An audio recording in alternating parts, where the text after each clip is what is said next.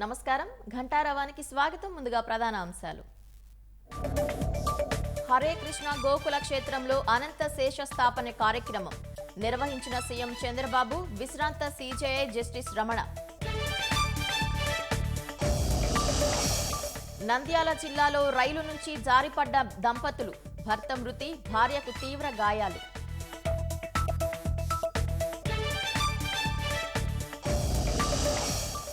సొంత నియోజకవర్గంలో పెద్దిరెడ్డికి తిరగలేని పరిస్థితి, అడుగడుగునా నిరసనలతో ప్రజల అడ్డగింత.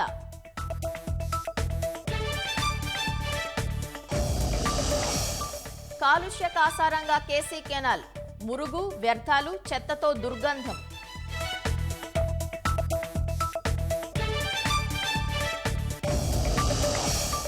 ఎన్డీఏ సర్కారు అస్థిరంగా ఉందన్న మమత, పూర్తి కాలం అధికారంలో కొనసాగదేమోనని వ్యాఖ్య.